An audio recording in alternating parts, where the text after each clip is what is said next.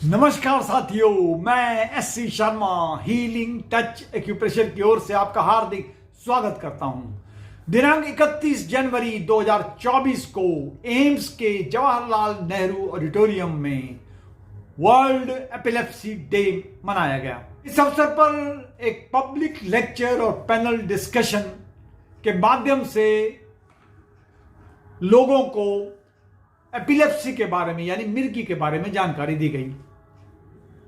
Discussion की शुरुआत करते हुए डॉक्टर जैस्मीन परिहार ने बताया कि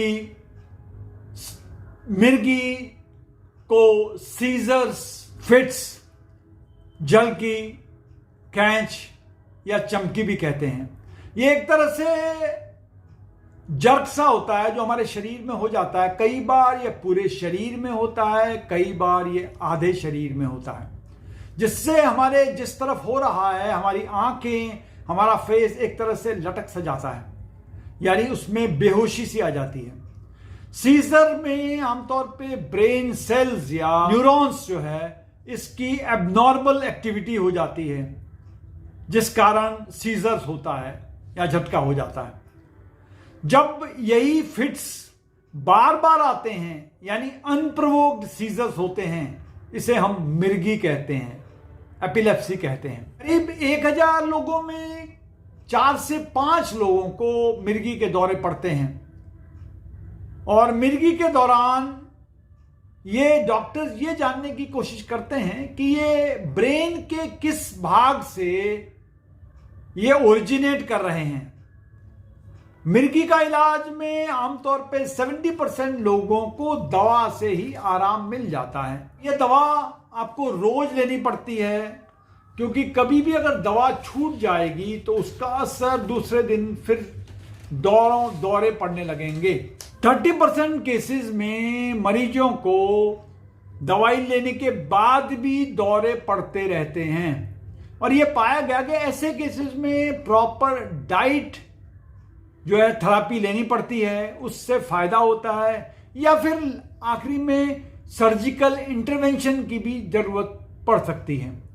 तो जब भी सीजर आए तो करना क्या है, क्या करें? नंबर 1, हाथ पैरों में उसकी अकड़न आ जाएगी पेशेंट्स के।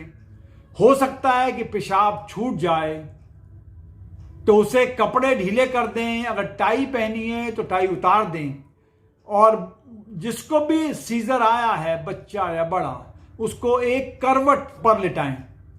मरीज बच्चों को खतरनाक चीजों से दूर करें और सिर के नीचे अगर कुछ मुलायम सी चीज रख सकते हैं तो उससे वो कम से कम फर्श में उसे चोट नहीं लगेगी और न टकराएगा। मुंह से आने वाले झाग को या पानी को साफ कर लें। क्या नहीं करना है? नंबर 1, जब भी किसी को अगर मिर्गी का दौरा पड़ रहा है या फिट्स आ रहे हैं तो पहली बात तो यह है कि घबराए नहीं, दौरे को रोकने की कोशिश ना करें। तीसरा, मुंह में कुछ ना डालें। चौथा, आमतौर पे अधिक जो दौरे होते हैं या सीजर्स होते हैं, ये अपने आप ही कुछ सेकंड्स में या कुछ मिनटों में ठीक हो जाते हैं, पर अगर ये लंबे चल रहे हैं, 5 मिनट से ज्यादा लग रहा है, तो इसमें दवाई की जरूरत पड़ती है। आमतौर पे अधिकतर दौरे तो खुद ब खुद ही ठीक हो जाते हैं और 75% केसेस में तो ये दवाओं से पूरी तरह ठीक हो जाते हैं। केवल 25% केसों में ही हो सकता है कि सर्जरी की जरूरत भी पड़ जाए। जैसे घर में जो बिजली का कनेक्शन होता है, बिजली के तार होते हैं, हमारे जगह जगह होते हैं, कई बार घर में फ्यूज उड़ जाता है, शॉर्ट सर्किट हो जाता है, राइट? उस वजह से घर में हमारे फ्रिज हो, टीवी हो, माइक्रोवेव हो, ये चलने बंद हो जाते हैं। उसी तरह मिर्गी से भी हमारे शरीर में हमारा असर पड़ता है, पर बहुत ज्यादा अगर मिर्गी हो जाएगी तो शरीर में डैमेज होने की संभावना बढ़ जाती है।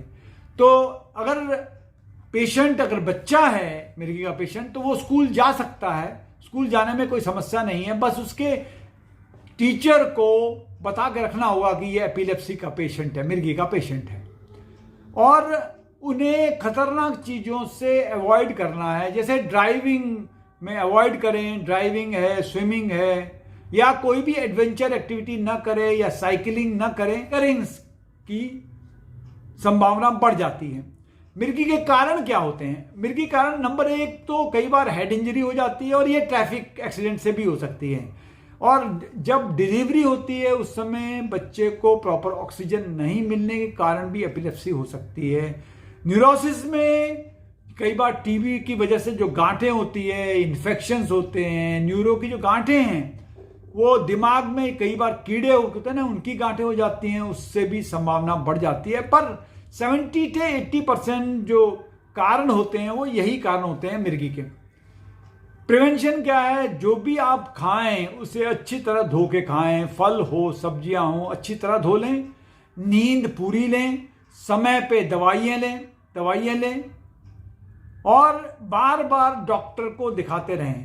ट्रीटमेंट में पहला स्टेप तो यह है कि आप ये जान लें कि आपको मिर्गी है, ये स्वीकार करना पहला ट्रीटमेंट है।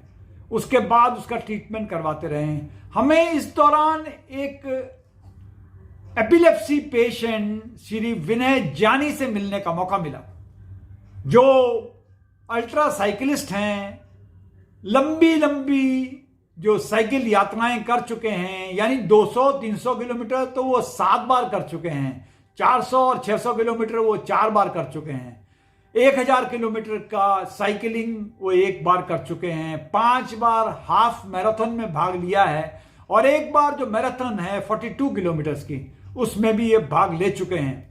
ये रेगुलर मैराथन विनर हैं जो बहुत सारे मैराथन या हाफ मैराथन में भाग ले चुके हैं। उन्हें 20 साल पहले मिर्गी का दौरे आते थे और उसके बाद उन्होंने फेलियर से बहुत कुछ सीखा है। उनके ब्रेन के लेफ्ट हिस्से में एक गांठ थी जो पर अभी 3.5 साल से एकदम सीजर फ्री लाइफ जी रहे हैं। ये दिन में कई बार 18 घंटे तक भी ये साइकिलिंग करते हैं। ये एक रनिंग कम्युनिटी के रेगुलर सदस्य हैं और ये दौड़ों में, साइकिलिंग दौड़ों में भाग लेते रहते हैं। बस कहते हैं दवाई चल रही है, दवा खाते रहिए, दौरे नहीं आते, पॉजिटिव एटीट्यूड रखिए और लोगों को ये एपिलेप्सी के बारे में अवेयरनेस, जागरूकता फैलाते हैं।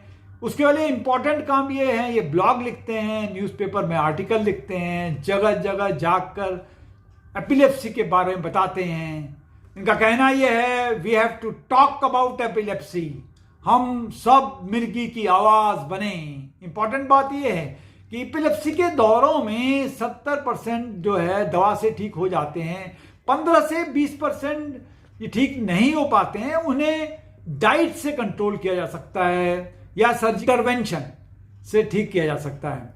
एक हमारे और पेशेंट से मुलाकात हुई जिसका नाम अर्पित कमाल है, जिन्हें पहले 1 महीने में करीब 75 to 80 सीजर्स आते थे, दौरे पड़ते थे। अब दवा लेने के बाद और प्रॉपर डाइट कंट्रोल के बाद इन्हें केवल 6 से 7 सीजर ही आते हैं 1 महीने में। एक और पेशेंट यानी अंगद सिंह से भी मुलाकात करने का मौका मिला, जिसमें मेडिसिन या डाइट की वजह से 85 दौरे उनको आते थे और अब उनको केवल 20 दौरे आते हैं पिछले 4 महीने से।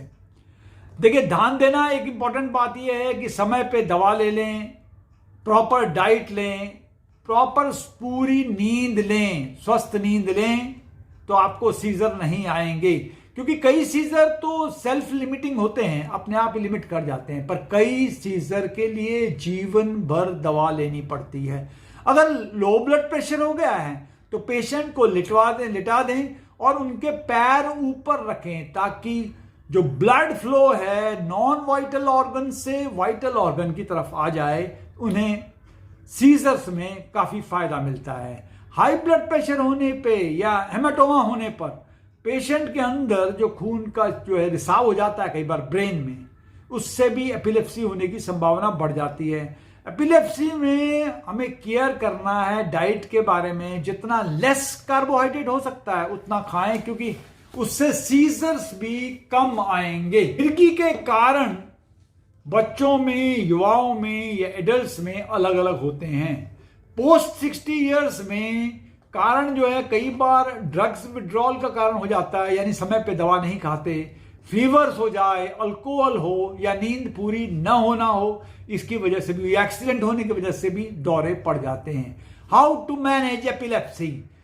स्वस्थ आहार लें, हेल्दी डाइट लें, यानी एक्टिव लाइफस्टाइल रखें, घूमें फिरें, एक्सरसाइज करते रहें, मेडिसिन रेगुलरली लें, रेगुलर हेल्थ चेकअप करवाएं, दवाइयां और चेकअप का एक लॉगबुक बना के रखें जिसमें सारा कुछ नोट करते रहें, अपने न्यूरोलॉजिस्ट से समय समय पर मिलते रहें। एक्यूप्रेशर ट्रीटमेंट, सबसे पहले रंग चिकित्सा, कलर थेरेपी।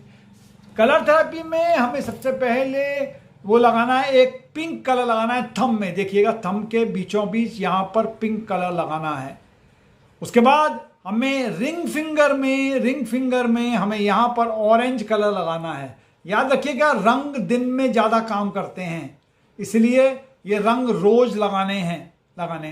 आइए जाने अब सीड थेरेपी और मैग्नेटोथेरेपी।